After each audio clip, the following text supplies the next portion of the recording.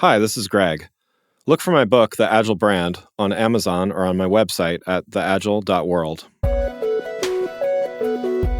Welcome back to the Agile World podcast. I've talked a bit over the last couple episodes about why it's important to create a strong brand. I talked about how it differentiates you amongst your competitors, how it creates its own value amongst consumers, how it also sets expectations with both current and potential customers. Today, I'm going to talk about how a great brand helps attract the right employees. I've talked quite a bit over the last several episodes about the external aspect of branding. And while that's critical because it drives not only new customers, but also recurring customers, which are very valuable, a very important aspect of a brand is attracting the right employees, and not only attracting them, but retaining them. A strong, authentic brand not only helps get the right customers in the door, it helps get the right employees in the door. And being true to a brand, being authentic about it, helps retain customers, but it also helps retain employees. A strong brand, as I talked earlier, is not just the graphic representation. It's not just a logo. It's not just a tagline. It's not just a vision statement. It's a real authentic set of values that both customers as well as employees can get behind. Those values help define the company culture.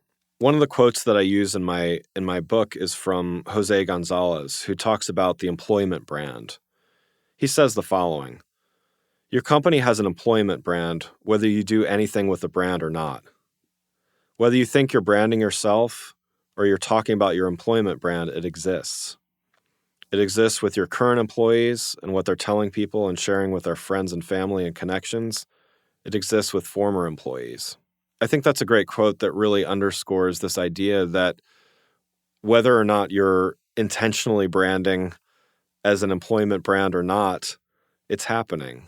In companies that have strong values and strong employment brands, it's very clear. Just as importantly, in companies that don't have a strong employment brand, it's also clear, much to the detriment of the company, the employees themselves, as well as the customers.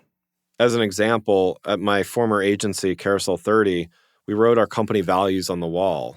We made sure that it was clear every day that why we came to work, what the expectations were that we wanted to set with our customers, and how we performed our tasks. I think while writing it on the wall isn't enough, it's a way of visually demonstrating a company's commitment to doing that. The real proof is in how not only the values are disseminated throughout the organization, but how they're really lived. This starts really top down. Executives need to embrace this employment brand. They need to be the first evangelists of this, and when they do, their employees will start to exemplify that as well. It's important that this brand needs to be clear and concise. It needs to be something that everyone can relate to.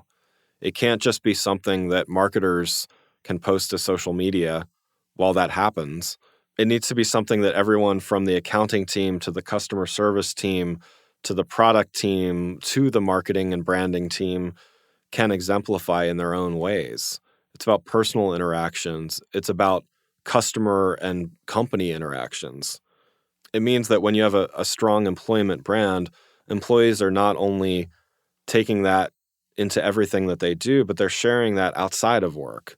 They're talking about a company in a positive way. When I talked in an earlier episode about the brand as vocabulary, this is a great example of that. Teaching your employees how you would like to be talked about and truly living that way helps them not only talk that way, but really back that up with their actions. And the strength of this is when it comes time to attract new employees, you have something strong to say. You can truly say that your company has a set of values, that your employees really live those values, that the executives enforce those values. It's a clear differentiation in a sometimes crowded job market where there's a lot of competition for talented employees. In the next few episodes, I'm going to talk about what makes a brand successful, and I'm going to start with substance. Thanks for listening, and I'll see you next week. If you enjoyed this episode and found it helpful, please rate the show on iTunes or contact me through my website at theagile.world. You can find my books, The Agile Brand and The Agile Web, on Amazon and on my website at theagile.world.